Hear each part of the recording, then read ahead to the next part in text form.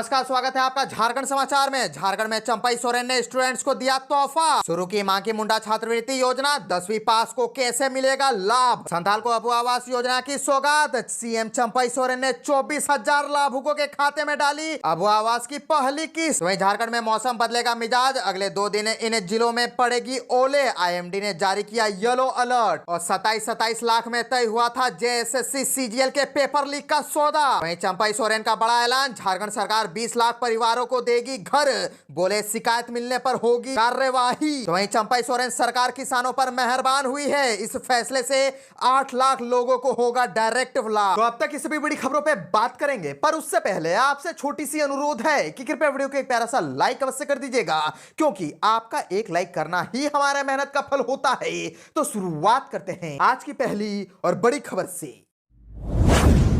इस वक्त की बड़ी खबर झारखंड से आ रही है, जहां चंपई सोरेन का बड़ा ऐलान कर दिया है। झारखंड सरकार अब 20 लाख परिवारों को देगी घर। वहीं चंपई सोरेन सरकार किसानों पर भी मेहरबान हुई है, इस फैसले से 8 लाख लोगों को होगा डायरेक्ट लाभ। दरअसल झारखंड के मुख्यमंत्री चंपई सोरेन दुमका पहुंचे हुए हैं। इस दौरान अबू आवास के लाभुकों के बीच स्वीकृति पत्र वितरित किए। मुख्यमंत्री ने बड़ी घोषणा करते हुए कहा कि 2027 तक झारखंड के 20 लाख लाभुकों को अबू आवास मिलेगा। इस योजना में बिचौलियों की नहीं चलेगी, शिकायत मिलने पर सीधी कार्रवाई होगी। दुमका के विजयपुर में आयोजित कार्यक्रम को मुख्यमंत्री ने संबोधित किया और केंद्र सरकार पर जमकर निशाना साधा। चंपई सोरेन ने कहा कि केंद्र सरकार ने झारखंड के साथ सौतेला व्यवहार किया है, साथ ही राज्य सरकार के किसानों को बड़ी राहत प्रदान की है। कैबिनेट के निर्णय के अनुसार केसीसी ऋण लेने वाले किसानों को अब ब्याज नहीं देना होगा। हालांकि यह सुविधा उन्हीं किसानों को मिलेगी जो अपना ऋण हर साल 31 मार्च तक चुका देंगे। सरकार के इस कदम से राज्य के करीब 8 लाख किसानों को सीधा लाभ मिलेगा। और आपको बता दें कि राज्य में 2 लाख से ज्यादा केसीसी ऋण लेने वाले 50,000 किसान हैं। राज्य में कुल 19 लाख किसानों के केसीसी ऋण लिया है।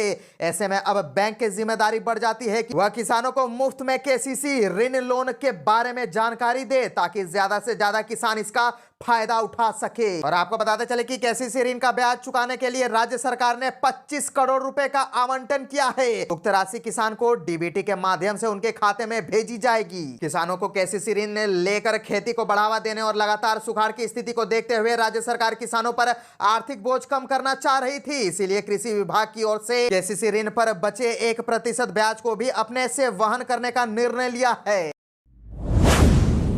और एक बड़ी खबर झारखंड से आ रही है कि झारखंड में चंपई सोरेन ने स्टूडेंट्स को तोहफा दे दिया है। शुरू की मांगी मुंडा छात्रवृत्ति योजना। दरअसल राज्य की 4,200 छात्राओं को तकनीकी शिक्षा के लिए नामांकन में रुचि बढ़ाने और आर्थिक सहायता के लिए चंपई सोरेन सरकार मांगी मुंडा छात्रवृत्ति योजना शुरू करेगी। उच्च व तकनीकी शिक्षा विभाग के इस प्रस्ताव को कैबिनेट की बैठक में स्वीकृति दी गई। झारखंड मंत्रालय में आयोजित कैबिनेट की बैठक में कुल 25 प्रस्तावों पर मोहर लगाई गई है। सरकारी, निजी और पीपीपी मोड पर संचालित डिप्लोमा स्तरीय कोर्स में नामांकन लेने वाली 10वीं कक्षा पास छात्राओं को हर साल 15,000 रुपए प्रोत्साहन राशि मिलेगी। वहीं योजना का लाभ 3,000 छात्राओं को मिलेगा। इसके लिए छात्राओं को राज्य में स्थित शैक्षणिक संस्थानों में 10वीं और 12वीं की पढ़ाई और आईटीआई पास करना अनिवार्य है। जेटेट परीक्षा आयोजन नियम प्रस्ताव को भी मंजूरी मिली। कल्याण विभाग अंतर्गत संचालित छात्रावास के निर्माण, संचालन एवं प्रबंधन के लिए राज्य में एसटी, एससी, पिछड़ा जाति और अल्पसंख्यक छात्रावास पोषण योजना 2024 की शुरुआत की जाएगी।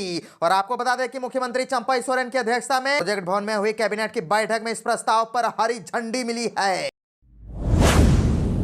27 लाख में तय हुआ था जेएसएससी सीजीएल के पेपर लीक का सौदा। दरअसल झारखंड सामान्य स्नातक योग्यताधारी संयुक्त प्रतियोगिता परीक्षा 2023 के प्रश्न पत्र लीक मामले में गिरफ्तार विधानसभा के अवर सचिव मोहम्मद सज्जाम इमाम उर्फ समीम और उनके 2 बेटों शहजादा और शाहनवाज को रांची सिविल कोर्ट में पेशी के बाद 14 दिनों की न्यायिक हिरासत में जेल भेज दिया गया है। तीनों को रांची के नगड़ी थाना क्षेत्र से रविवार को गिरफ्तार किया गया था। और आपको बता दें कि पुलिस के अनुसार प्रारंभिक पूछताछ में अवर सचिव ने प्रश्न पत्र लीक मामले में संलिप्तता से इनकार किया, लेकिन जब पुलिस ने सबूत पेश किया तो उन्होंने यही जानकारी पुलिस को दी। आरोपियों ने पुलिस को बताया कि जेएसएससी के बहाली के लिए प्रत्येक अभ्यर्थी से 27 लाख रुपए से सौदा तय हुआ था, लेकिन किसी से इन लोगों ने पेशगी की रकम नहीं ली थी। बदले में 4-5 अभ्यर्थियों का एडमिट कार्ड, ब्लैंक चेक, स्कूली कॉलेज का ओरिजिनल अंक पत्र और मोबाइल फोन इन लोगों ने अपने पास रखा था।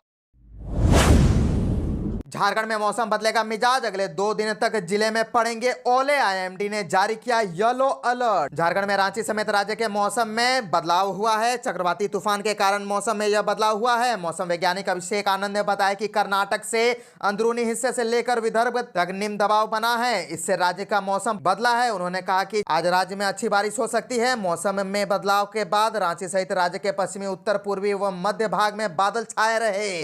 शाम को बारिश भी हुई है। भारतीय मौसम विज्ञान केंद्र रांची ने आज के लिए अलर्ट जारी किया है। इसके तहत गढ़वा, पलामू, चतरा और लातेहार के अलावा अन्य क्षेत्रों में ओलावृष्टि की प्रबल संभावना है। यहां वज्रपात की भी काफी आशंका है, इसीलिए इसको लेकर के ऑरेंज अलर्ट जारी किया गया है। रांची समेत गुमला, लोहरदगा, हजारीबाग और कोडरमा जिले में भी ओलावृष्टि होगी। हालांकि वज्रपात सामान्य रूप से होगा। इसको लेकर 5 जिलों में येलो अलर्ट घोषित किया गया है, जबकि राज्य के अन्य हिस्सों में वज्रपात के साथ हल्की बारिश हो सकती है। मौसम विभाग ने किसानों को सलाह दी है कि ओलावृष्टि से पहले फसलों को बचाने को लेकर जो उचित कदम है कृषक उठा ले। इसके अलावा अलर्ट के दौरान मवेशियों को खुले में न छोड़े, बाहर चराने न ले जाएं, मवेशी के घर को अच्छी तरह ढक दे, मधुमक्खी के बक्से को सुरक्षित स्थानों पर रखने की सलाह भी दी गई है।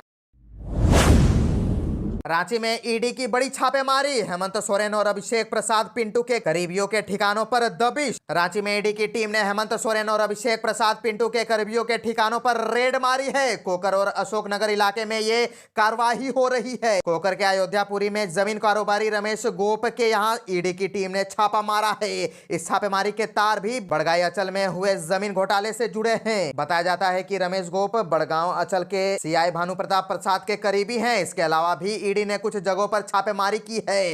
हालांकि जगह और लोगों के नाम अब तक स्पष्ट नहीं है। राज्य के पूर्व मुख्यमंत्री हेमंत सोरेन ईडी की हिरासत में हैं। उनके बड़गाई अचल की जमीन के संबंध में ईडी लगातार सवाल कर रही है। सीआई भानु प्रताप से भी इस घोटाले से जुड़े सवाल किए जा रहे हैं। ईडी लगातार हेमंत सोरेन और अभिषेक प्रसाद पिंटू से जुड़े लोगों पर नजर रख रही है और कई जगहों पर छापेमारी भी जारी है। विनोद सिंह भी इसी कड़ी का हिस्सा थे। अब ईडी इस मामले में और अहम सबूत जमा करने में लगी है। ईडी हेमंत सोरेन से 15 फरवरी तक पूछताछ करेगी। हाईकोर्ट में हेमंत सोरेन की ओर से सुप्रीम कोर्ट के सीनियर एडवोकेट कपिल सिब्बल, झारखंड के महाधिवक्ता राजीव रंजन और अधिवक्ता पीयूष चित्रेश ने पक्ष रखा। वहीं ईडी की ओर से additional solicitor general SB Raju, अधिवक्ता एके दास ने पैरवी की। जस्टिस चंद्रशेखर की अध्यक्षता वाली खंडपीठ में मामले की सुनवाई हुई। सुनवाई के बाद हेमंत सोरेन की ओर से दाखिल क्रिमिनल रिट याचिका और संशोधन पिटीशन पर जवाब दाखिल करने के लिए अदालत ने प्रवर्तन निदेशालय को दिए 2 हफ्ते का समय दिया।